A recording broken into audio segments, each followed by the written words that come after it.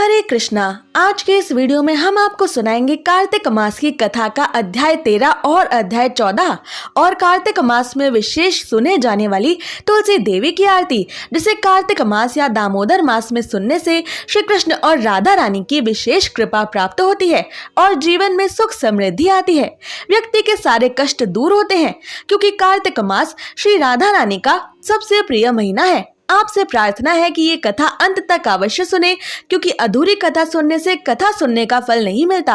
और ये कथा शुरू होने से पहले हमारे चैनल को सब्सक्राइब करके एक बार कमेंट्स में दिल से जय श्री कृष्णा अवश्य लिखें। भगवान श्री कृष्ण इस कार्तिक मास की कथा को कार्तिक के महीने में सुन रहे सभी भक्तों की सारी मनोकामनाएं पूरी करें।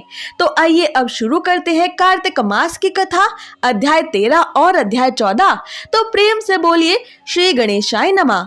पिछले दो अध्यायों यानी अध्याय 12 और अध्याय 13 में हमने देखा कि किस प्रकार जलंधर के द्वारा राहु के साथ समुद्र मंथन के दौरान देवताओं के द्वारा किए हुए दुर्व्यवहार का बदला लेने के लिए इंद्रदेव के स्वर्ग पर हमला किया गया। देवताओं के गुरु बृहस्पति के द्वारा देवताओं को जीवित करने के लिए जिस पर्वत से संजीवनी लाई जा रही थी, उस पर्वत को ही असुरों ने उखाड़ फेंका और देवता अपने प्राण बचाकर भागने लगे। फिर सभी देवताओं ने भगवान श्री हरि विष्णु से प्रार्थना की कि वो आकर जलंधर से संग्राम करें, और माता लक्ष्मी ने विष्णु जी से वादा लिया कि वो जलंधर का वध अपने हाथों से नहीं करेंगे, क्योंकि समुद्र का पुत्र होने की वजह से जलंधर महालक्ष्मी का भाई हुआ।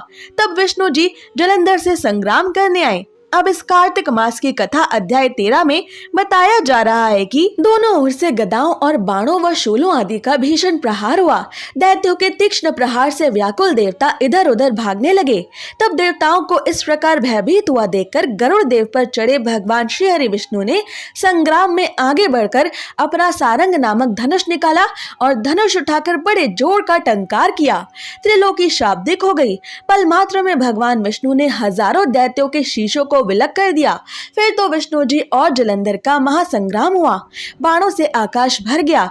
लोग आकर्षक होकर आश्चर्य में भरने लगे।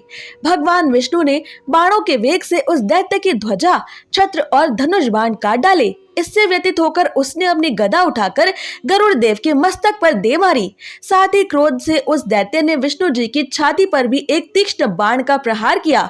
इसके उत्तर में विष्णु जी ने उसकी गदा काट दी और अपने सारंग नामक धनुष पर बाण चढ़ाकर उसको बींधना आरंभ किया। इस पर जलंधर इन पर अपने पैने बाण बरसाने लगा। उसने विष्णु जी को कई पैने बाण मारकर वैष्णव धनुष को काट दिया। धनुष कट जाने पर भगवान श्री हरि विष्णु ने गदा ग्रहण कर ली और शीघ्र ही जलंधर को खींचकर दे दी। परंतु उस अग्निवत अमोघ गदा की मार से भी वो दैत्य कुछ भी चलायमान न हुआ। उसने एक अग्निमुख त्रिशूल उठाकर विष्णु जी पर छोड़ दिया।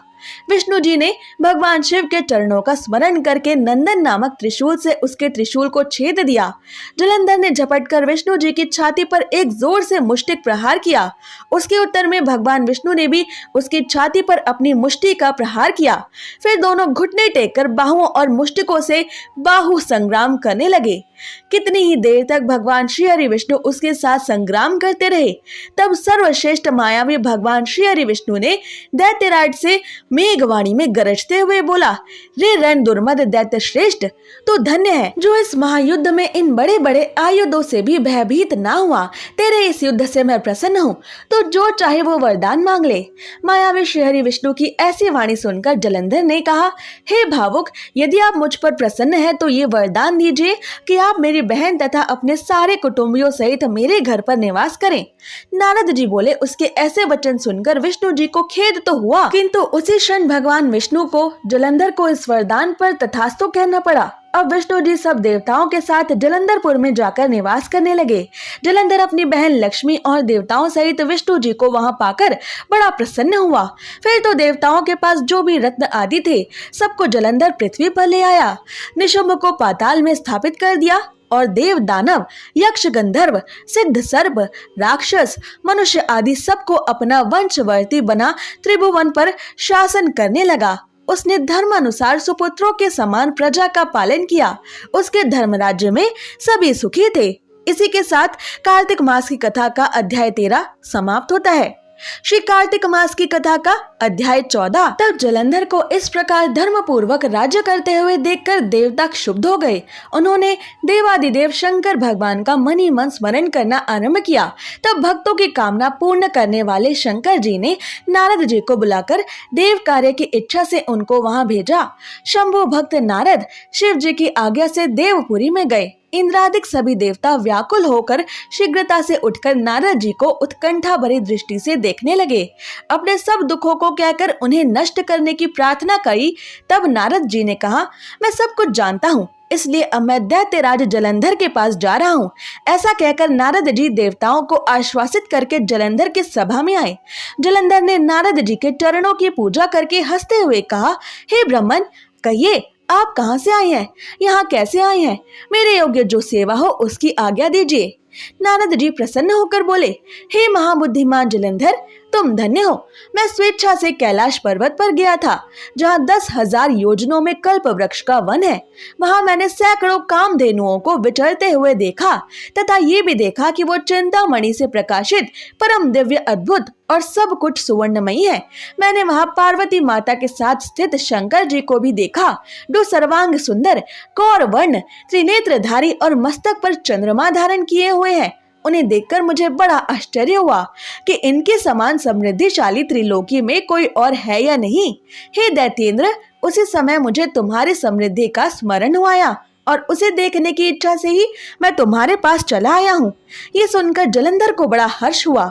उसने नारद जी को अपनी सब समृद्धि दिखला दी। उसे देखकर नारद जी ने जलंधर की बड़ी प्रशंसा की और कहा कि निश्चित ही तुम त्रिलोकपति होने के योग्य थे। ब्रह्मा जी का हंस युक्त विमान तुम ले आए हो और द्युलोक, पाताल और पृथ्वी पर जितने भी रत्न आदि है, सब तो तुम्हारे ही है। इरावत, उच्चैश्रवा घोड़ा, कल्प वृक्ष और कुबेर की निधि भी तुम्हारे पास है।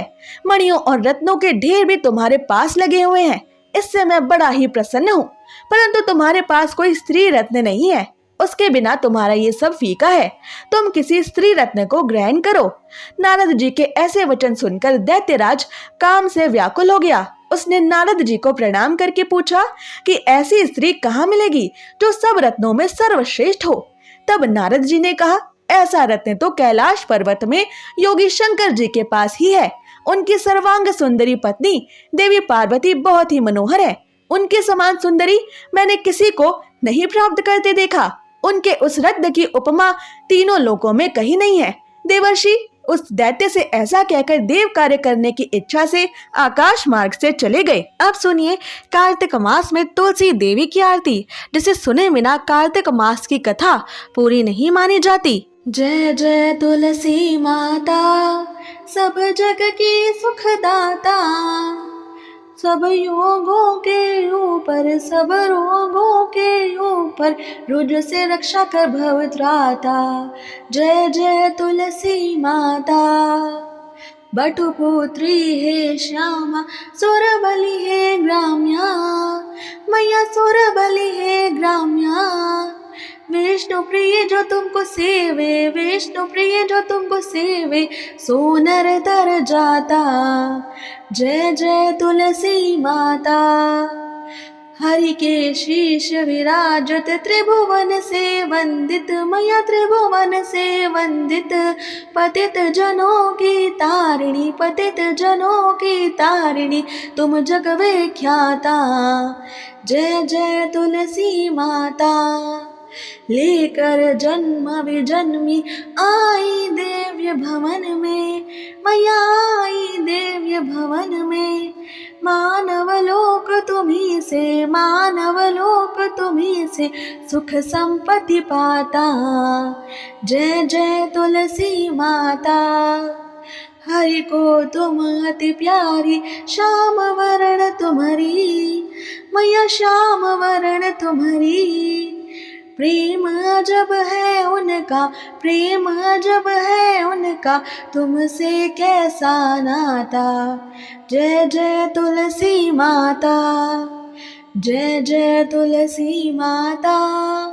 सब जग की सुखदाता, सब योगों के ऊपर, सब रोगों के ऊपर, रोज से रक्षा कर भवत्राता।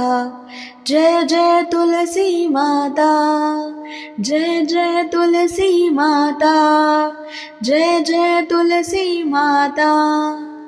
तो प्रेम से बोलिए श्री कृष्ण प्रिया वृंदावनेश्वरी श्री तुलसी महारानी की जय, श्री वृंदा महारानी की जय, श्रीमती राधा रानी की जय, भगवान श्री कृष्ण की जय। जय जय श्री राधे।